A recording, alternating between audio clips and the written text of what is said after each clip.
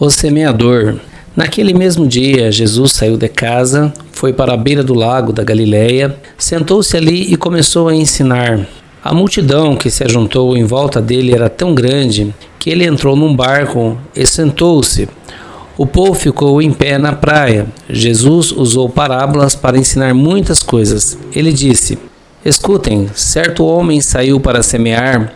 Quando estava espalhando as sementes, algumas caíram na beira do caminho e os passarinhos comeram tudo. Outra parte das sementes caiu num lugar onde havia muitas pedras e pouca terra.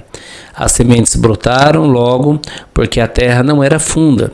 Mas, quando o sol apareceu, queimou as plantas, e elas secaram, porque não tinham raízes.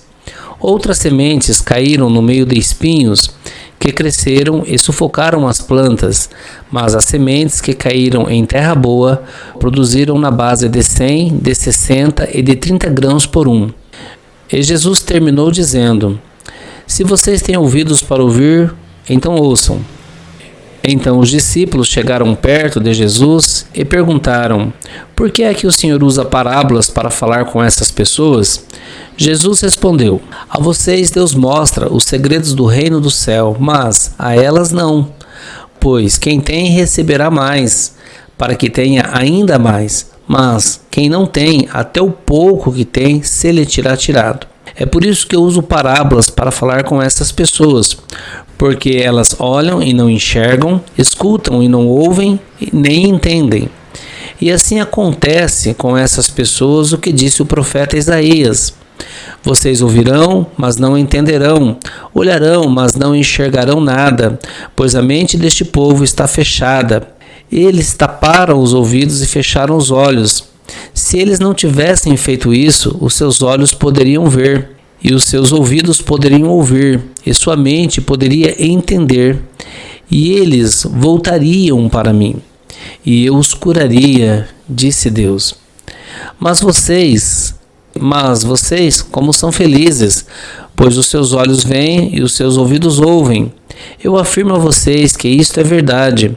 Muitos profetas e muitas outras pessoas do povo de Deus gostariam de ver o que vocês estão vendo, mas não puderam, e gostariam de ouvir o que vocês estão ouvindo, mas não ouviram. Então escutem e aprendam o que a parábola do semeador quer dizer. As pessoas que ouvem a mensagem do reino, mas não a entendem, são como as sementes que foram semeadas na beira do caminho. O maligno vem e tira o que foi semeado no coração delas. As sementes que foram semeadas, onde havia muitas pedras, são as pessoas que ouvem a mensagem e aceitam logo com alegria, mas duram pouco, porque não têm raízes.